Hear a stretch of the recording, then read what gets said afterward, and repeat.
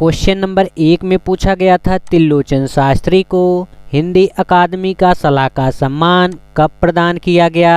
यहाँ पे हम सबको बताना है त्रिलोचन शास्त्री जी को हिंदी अकादमी का सलाहकार सम्मान जो है कब प्रदान किया गया। यहाँ पे हम सबको बताना है सलाहकार सम्मान जो है कब इनको प्रदान किया गया था, यानी कि दिया गया था। त्रिलोचन शास्त्री को हिंदी अकादमी का सलाहकार सम्मान जो है वर्ष 1989 ईस्वी में दिया गया था। त्रिलोचन शास्त्री को सलाहकार सम्मान जो है 1989 ईस्वी में मिला था। कब मिला था? 1989 से 1990 ईस्वी में। इसका राइट आंसर हो जाएगा ऑप्शन बी, वर्ष 1989 से 1990 ईस्वी। सबसे पहले यह सम्मान जो है 1986 ईस्वी में डॉक्टर रामविलास शर्मा को प्रदान किया गया। हिंदी साहित्य में उत्कृष्ट योगदान के लिए त्रिलोचन शास्त्री जी को साहित्य रत्न जैसे उपाधियों से सम्मानित किया जा चुका है। वर्ष 1982 ईस्वी में ताप के ताए हुए दिन के लिए उन्हें साहित्य अकादमी पुरस्कार से सम्मानित किया गया। कब सम्मानित किया गया? 1982 ईस्वी में सम्मानित किया गया। किससे सम्मानित किया गया? साहित्य अकादमी पुरस्कार से सम्मानित किया गया। किसके लिए सम्मानित किया गया? ताप के ताए हुए दिन के लिए सम्मानित किया गया। नेक्स्ट क्वेश्चन, निम्नलिखित में से कौन सा शब्द स्त्रीलिंग है? यहाँ पे हम सबको बताना है इन चारों ऑप्शनों में से कौन सा शब्द है जो स्त्रीलिंग है। ऑप्शन ए में दिया गया है नमक। नमक जो है स्त्रीलिंग नहीं है, पुल्लिंग है। ऑप्शन बी में दिया गया है लौंग। लौंग जो है पुल्लिंग नहीं है, स्त्रीलिंग है। नेक्स्ट क्वेश्चन, निम्नलिखित में से कौन सा कामदेव का पर्यायवाची शब्द नहीं है? यहाँ पे हम सबको बताना है कामदेव का पर्यायवाची नहीं है, नहीं बताना है। मनोज जो है कामदेव का पर्यायवाची है। आनंद जो है कामदेव का पर्यायवाची है। मनमंथ भी कामदेव का पर्यायवाची है। निलय जो है कामदेव का पर्यायवाची नहीं है। निलय जो है घर का पर्यायवाची है। इसका राइट आंसर हो जाएगा ऑप्शन डी, निलय। निलय को और हम सब कह सकते हैं गृह, सदन, धाम, भवन, ये सभी जो है घर के पर्यायवाची हैं। नेक्स्ट क्वेश्चन, निम्नलिखित किस वाक्य में अकर्मक क्रिया का प्रयोग हुआ है? यहाँ पे हम सबको बताना है अकर्मक क्रिया का किस में प्रयोग हुआ है। मैं सोता हूँ, मैं सोता हूँ में अकर्मक क्रिया का प्रयोग किया गया है। इसका राइट आंसर हो जाएगा ऑप्शन ए, मैं सोता हूँ। अकर्मक क्रिया में कर्ता और क्रिया होता है। कर्ता प्लस क्रिया, इसको कहा जाता है अकर्मक। और अगर सकर्मक होता तो इसे कहा जाता कर्ता प्लस कर्म प्लस क्रिया। इसमें तीनों होते तो सकर्मक हो जाता, सकर्मक। यहाँ पे देखिए कर्म नहीं दिया गया है, मैं सोता हूँ। इसमें हो गया कर्ता प्लस क्रिया, ये हो गया अकर्मक क्रिया। नेक्स्ट क्वेश्चन, अकर्मक क्रिया का परिभाषा हो जाएगा जिस क्रिया को कर्म की आवश्यकता ना पड़े उसे हम सभी लोग अकर्मक क्रिया कहते हैं। जैसे वह हंसता है, वह सोता है, वह खाता है। नेक्स्ट क्वेश्चन, निम्नलिखित में कौन सा गुणवाचक विशेषण नहीं है? यहाँ पे हम सबको बताना है कि इसमें से गुणवाचक विशेषण कौन सा नहीं है। ऑप्शन ए में दिया गया है सच्ची बात। सच्ची बात में गुणवाचक विशेषण दिया गया है। ऑप्शन बी में दिया गया है मनो अनाज। मनो अनाज में गुणवाचक विशेषण नहीं दिया गया है। इसका राइट आंसर हो जाएगा ऑप्शन बी। गुणवाचक विशेषण उसे कहा जाता है जिस विशेषण से संज्ञा या सर्वनाम गुण रूप रंग आकार अवस्था स्वभाव दशा इत्यादि का बोध होता है, उसे गुणवाचक कहा जाता है। जैसे लड़का सुंदर है। नेक्स्ट क्वेश्चन, निम्नलिखित में कौन सा पुल्लिंग शब्द है? यहाँ पे हम सबको पुल्लिंग बताना है। इन चारों में से कौन सा पुल्लिंग शब्द है? ऑप्शन ए में दिया गया है गिलहरी, गिलहरी जो है स्त्रीलिंग है। ऑप्शन बी में दिया गया है कोयल, कोयल भी स्त्रीलिंग है। ऑप्शन सी में दिया गया है खटमल, खटमल जो है पुल्लिंग है। इसका राइट आंसर हो जाएगा ऑप्शन सी खटमल। जिन संज्ञा शब्दों से पुरुष जाति का बोध होता है वह पुल्लिंग शब्द होता है। नेक्स्ट क्वेश्चन, रानी केतकी की कहानी के लेखक हैं। यहाँ पे हम सबको बताना है रानी केतकी जो है किसकी कहानी है, इनके लेखक कौन हैं। रानी केतकी के लेखक हैं सैयद इंसा अल्लाह खां। इसका राइट आंसर हो जाएगा ऑप्शन बी। इनका रचना काल जो है 1803 के आसपास माना जाता है। बाबू श्याम सुंदर दास की कहानी को हिंदी की पहली कहानी माना जाता है। नेक्स्ट क्वेश्चन, निम्नलिखित में से सही वाक्य की पहचान कीजिए। यहाँ पे हम सबको सही वाक्य का पहचान करना है। ऑप्शन ए में दिया गया है दुश्मन ने गोले और तोपों से आक्रमण किया। यहाँ पे देखिए गोले दिया गया है, ऑप्शन ए जो है गलत हो गया। ऑप्शन बी में दिया गया है दुश्मन ने गोलों और तोपों से आक्रमण किया। ऑप्शन बी जो है सही वाक्य है। ऑप्शन सी में दिया गया है दुश्मन ने गोला और तोप से आक्रमण किया। यहाँ पे देखिए गोला दिया गया है, ऑप्शन सी भी गलत हो गया। ऑप्शन डी में दिया गया है दुश्मन ने गोले और तोपे से आक्रमण किया। यहाँ पे देखिए गोले दिया गया है और यहाँ पे तोपे दिया गया है, ऑप्शन डी भी गलत हो गया। इसका राइट आंसर ऑप्शन बी हो गया, दुश्मन ने गोलों और तोपों से आक्रमण किया, सही वाक्य है। नेक्स्ट क्वेश्चन, जिसके द्वारा कर्ता कोई काम करता है उसे क्या कहते हैं? जिसके द्वारा कर्ता जो है कोई काम करता है उसे करण कहा जाता है। क्या कहा जाता है? करण कहा जाता है। इसका राइट आंसर हो जाएगा ऑप्शन बी, करण। कारक जो होते हैं 8 प्रकार के होते हैं। कारक कितने प्रकार के होते हैं? 8 प्रकार के। नेक्स्ट क्वेश्चन, माँ की बहन संबंध बताने वाला एक सार्थक शब्द कौन सा है? यहाँ पे हम सबको बताना है माँ की बहन को क्या कहा जाता है। माँ की बहन को मौसी कहा जाता है, मौसी। इसका राइट आंसर हो जाएगा ऑप्शन बी। यहाँ पे देखिए हम सबको संबंध बताना था कि माँ की बहन को क्या कहा जाता है, तो माँ की बहन को मौसी कहा जाता है। यहाँ पे देखिए ऑप्शन ए में दिया गया है चाची। चाची किसे कहा जाता है? चाची जो है चाचा के पत्नी को कहा जाता है। ऑप्शन सी में दिया गया है दादी। दादी किसे कहा जाता है? दादी जो है पिता की माँ को कहा जाता है। ऑप्शन डी में दिया गया है नानी। नानी जो है माता की माँ को कहा जाता है। नेक्स्ट क्वेश्चन, निम्नलिखित में समुदायवाचक विशेषण है। यहाँ पे हम सबको समुदायवाचक विशेषण बताना है। समुदायवाचक विशेषण की विशेषता क्या होती है? जिन विशेषणों से किसी सामूहिक संख्या का बोध होता है उन्हें सामुदायिक विशेषण कहते हैं। जैसे 2 दर्जन केले। ऑप्शन ए में दिया गया है प्रत्येक। प्रत्येक जो है समुदायवाचक विशेषण है। ऑप्शन बी में दिया गया है दूना। दूना भी समुदायवाचक विशेषण है। ऑप्शन सी में दिया गया है तीन। तीन भी समुदायवाचक विशेषण है। ऑप्शन डी में दिया गया है चारों। इसका राइट आंसर हो जाएगा इनमें से सभी। नेक्स्ट क्वेश्चन, दिए गए पर्यायवाची शब्दों में से वाक्य में आए रिक्त स्थान के लिए सही शब्द चुनिए। यहाँ पे हम सबको सही शब्द चुनना है। यहाँ पे देखिए शब्द दिया गया है तिरंगा भारत का राष्ट्रीय। यहाँ पे दिया गया है निशान। ऑप्शन बी में दिया गया है पताका। ऑप्शन सी में दिया गया है चिन्ह। ऑप्शन डी में दिया गया है ध्वज। तिरंगा जो है भारत का राष्ट्रीय ध्वज है, ध्वज। इसका राइट आंसर हो जाएगा ऑप्शन डी। ध्वज क्या है? ध्वज जो है भारत का राष्ट्रीय तिरंगा है। नेक्स्ट क्वेश्चन, इनमें से कौन सा माल गोदान शब्द के समास विग्रह का सही रूप है।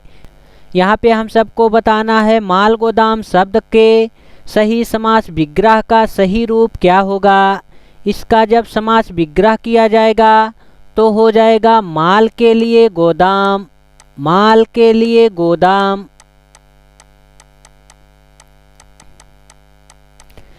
इसका राइट आंसर हो जाएगा ऑप्शन सी, माल के लिए गोदाम। यहाँ पे देखिए माल गोदाम का जब समास विग्रह किया गया तो यहाँ पे हो गया माल के लिए गोदाम। नेक्स्ट क्वेश्चन, हिंदी अकादमी सलाहकार सम्मान की पुरस्कार राशि कितना है। यहाँ पे हम सबको बताना है हिंदी अकादमी सलाहकार सम्मान जो है इसमें कितने रुपए का पुरस्कार दिया जाता है। हिंदी अकादमी में सलाहकार सम्मान के लिए 5 लाख रुपए का पुरस्कार दिया जाता है। कितना दिया जाता है? 5 लाख रुपए। इसका राइट आंसर हो जाएगा ऑप्शन डी, 5 लाख। 5 लाख राशि का पुरस्कार जो है किसके लिए दिया जाता है?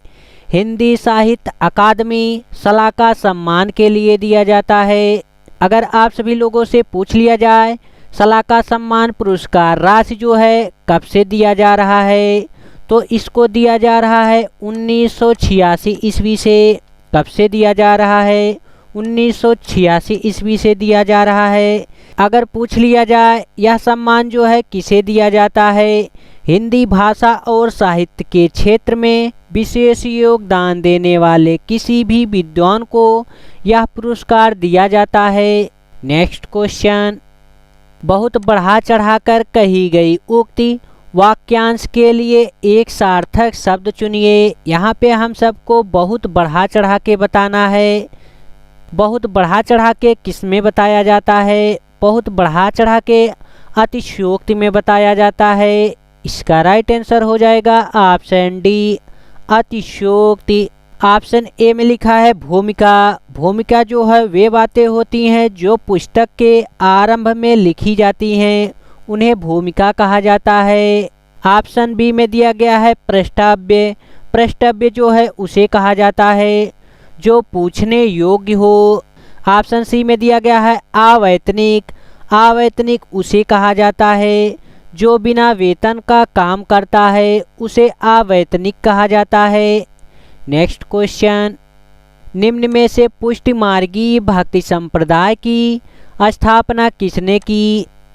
यहाँ पे हम सबको बताना है पुष्टि मार्गीय भक्ति संप्रदाय की स्थापना जो है किसने किया है। इसकी स्थापना वल्लभाचार्य ने किया है। किसने किया है? वल्लभाचार्य ने। नेक्स्ट क्वेश्चन, निम्नलिखित में से सही वाक्य की पहचान कीजिए। यहाँ पे हम सबको सही वाक्य की पहचान करना है। ऑप्शन ए में दिया गया है वह देर में सोकर उठता है। ऑप्शन ए जो है सही वाक्य नहीं है, वह देर से सोकर उठता है। यहाँ पे से होना चाहिए। ऑप्शन बी में दिया गया है वह देर के साथ सोकर उठता है। यहाँ पे देखिए देर के साथ, ऑप्शन बी भी गलत हो गया। ऑप्शन सी में दिया गया है वह देर तक सोकर उठता है। ऑप्शन सी जो है राइट आंसर है। देखिए ये वाक्य जो है सही लिखा हुआ है, वह देर तक सोकर उठता है। नेक्स्ट क्वेश्चन, रस से भरा विग्रह का समासिक पद इनमें से कौन सा है। यहाँ पे हम सबको बताना है रस से भरा। रस से भरा का हो जाएगा रस भरा। क्या हो जाएगा? रस भरा। इसका राइट आंसर हो जाएगा ऑप्शन बी, रस भरा। यहाँ पे देखिए रस भरा का समास विग्रह किया गया है रस से भरा। नेक्स्ट क्वेश्चन, कोई आया था वाक्य में कौन सा सर्वनाम भेद का प्रयोग हुआ है। यहाँ पे दिया गया है कोई आया था। यहाँ पे निश्चित नहीं है, अनिश्चयवाचक हो जाएगा। कोई आया था अनिश्चयवाचक। इसका राइट आंसर हो जाएगा ऑप्शन डी, अनिश्चयवाचक। अनिश्चयवाचक का परिभाषा हो जाएगा ऐसे सर्वनाम जिनमें किसी निश्चित वस्तु या व्यक्ति का बोध न हो उसे अनिश्चित वाचक सर्वनाम कहते हैं। और प्रश्नवाचक सर्वनाम उसे कहा जाता है जो प्रश्न में पूछने का बोध कराए, उसे प्रश्नवाचक सर्वनाम कहा जाता है। जैसे कौन, क्या, कैसे इत्यादि। पुरुषवाचक उसे कहा जाता है जो सर्वनाम पुरुष या स्त्रीवाचक संज्ञाओं के बदले में आते हैं, उसे पुरुषवाचक सर्वनाम कहते हैं। जैसे मैं, वह, तू इत्यादि। ऑप्शन सी में दिया गया है निजवाचक सर्वनाम उसे कहा जाता है जो सर्वनाम स्वयं या निश्चित का बोध कराए, उसे निजवाचक सर्वनाम कहा जाता है। जैसे आप। नेक्स्ट क्वेश्चन, भारतीय संविधान के अनुच्छेद 210 में निर्देशित है। यहाँ पे हम सबको बताना है अनुच्छेद 210 में किसको निर्देशित किया गया है। अनुच्छेद 210 में विधानमंडल में प्रयुक्त होने वाली भाषा के बारे में निर्देशित किया गया है। इसका राइट आंसर हो जाएगा ऑप्शन बी, विधानमंडल में प्रयुक्त होने वाली भाषा के बारे में। अनुच्छेद 343 जो है हिंदी राजभाषा के बारे में उल्लेख करता है और अनुच्छेद 345 जो है राज्य की राजभाषा और राज्य का उल्लेख करता है। अनुच्छेद 343 किसका उल्लेख करता है? राजभाषा की उल्लेख करता है।